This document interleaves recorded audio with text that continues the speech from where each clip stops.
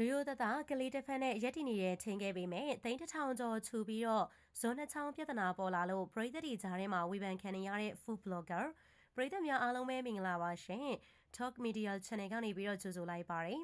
ချစ်စရာသမီးလေးနဲ့လောကဓာတ်ကိုကြမ်းခံပြီးတော့ food blogger အလုပ်လုပ်ရင်းနဲ့ငွေရှာနေတဲ့ food blogger မလေးအေးသွေကတော့အခုဆိုရင်ရှုပ်လေးနဲ့မှမလိုက်ဖက်အောင်ဇွန်နှချောင်းပြဿနာတက်နေပြီလဲဖြစ်ပါတယ်ပရိသတ်တွေကတော့သူ့ရဲ့အစားအသောက်ဗီဒီယိုတွေကိုကြည့်တာသူ့ကိုကြိုက်လို့ထက်သမီးလေးကိုချစ်တာကြောင့်ပါပါတယ်အရွယ်နဲ့မလိုက်အောင်တိတက်ပြီးတော့မိဘကိုကူညီပေးနေတဲ့သမီးလေးကိုကြည့်ပြီးတော့အားလုံးကအချစ်ပိုခဲ့ရတာလည်းဖြစ်ပါတယ်သားမီးနှစ်ယောက်အတိုင်ဖောက်ညီညီစားပြနေတာတွေကိုကြည့်ပြီးတော့ပရိသတ်တွေကအချစ်ပို့ပြီးတော့အားပေးခဲ့ကြတာဖြစ်ပါတယ်။ပရိသတ်တွေကတော့သမီးလေးကိုလည်းချစ်တယ်လို့တယောက်တည်းအားနဲ့ရုန်းကန်ပြီးတော့သမီးလေးကိုအကောင်းဆုံးထားပေးထားတာကိုကြည့်ပြီးတော့ပရိသတ်တွေချီးကျူးခဲ့ကြတာဖြစ်ပါတယ်။မိမသားတယောက်ကဘာနောက်ခံမှမရှိပဲသမီးလေးကိုအခုလိုမျိုးကောင်းကောင်းမွန်မွန်ထားနိုင်တာမိခင်ပီသားတဲ့အမျိုးသမီးဆိုပြီးတော့သတ်မှတ်ခဲ့ကြတာလည်းဖြစ်ပါတယ်။အဲဒီလိုမျိုးလူအများအမြင်မှာသမီးလေးတယောက်ကိုမွေးမြူပြီးတော့စင်ကမန်ဘဝကိုကြမ်းခံရည်တည်နေတဲ့အေးသွေကလက်တွေ့မှာအချူစရာအကြီးစားကြီးဖြစ်နေတာပါနော်စင်ကမန်တယောက်မို့မိခိုရာရှာတာ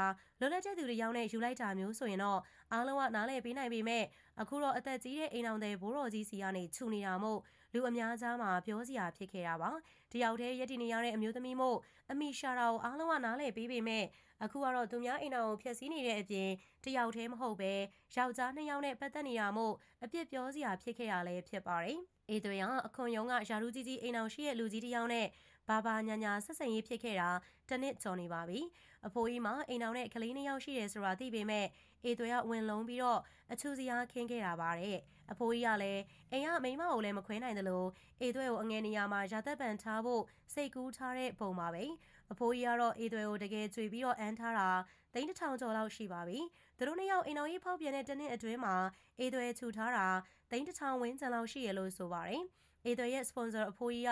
အေးသွေတို့သားမိနေဖို့တိုက်ခန်းကိုနှစ်ချုပ်ငားပေးခဲ့သလိုအေးသွေအရန်ပူစာလို့သိန်း300တန်ကားဝယ်ပေးတဲ့အပြင်အေးသွေတောင်းတိုင်းပေးတာသိန်း1000လောက်တောင်မှရှိတဲ့အထိပါပဲအဖိုးကြီးကတော့အေးသွေတောင်းတိုင်းမငူစုပဲပေးပေမဲ့အခုတော့အေးသွေကနောက်တစ်ယောက်နဲ့ညှိနေလို့ပြဿနာတက်နေကြတာပါအေးသွေကအဖိုးကြီးစီကခြူလိုက်ပြီးတော့သူ့ဘဲလေးကိုအန်းလိုက်လုပ်နေတာပါအဖိုးကြီးကိုငွေရလို့ကက်နေပေမဲ့သူတကယ်ချစ်တဲ့ကောင်လေးကိုခိုးတွဲပြီးတော့သူကပြန်ပြီးတော့အန်းနေရလဲဖြစ်ပါတယ်အခုလည်းအဖိုးကြီးစီကသိန်း30ကျောင်းပြီးတော့ဘဲအသစ်နဲ့ကလောမှာသွားနှက်နေတာကိုအဖိုးကြီးကတီးပြီးတော့ဒိုင်းတီးပြည်တီးပြဿနာတွေတက်နေကြတာပါအေးသွေကကောင်လေးနဲ့သွားမှာကိုအဖိုးကြီးစီကမဟုတ်တောင်းပြီးတော့သွားခဲ့တာမို့ရေးစားလူဦးနုကျွဲခက်ဖြစ်သွားတဲ့အဖိုးကြီးကအခုလိုမျိုးဖော်ကောင်လုပ်ခဲ့ရလဲဖြစ်ပါတယ်အဖိုးကြီးရဲ့စနက်ကြောင့်ပဲအေးသွေတယောက်ဒိုင်းတီးပြည်တီးအချူစရာမကြီးအဖြစ်ဝေဖန်ခံနေရပြီလဲဖြစ်ပါတယ်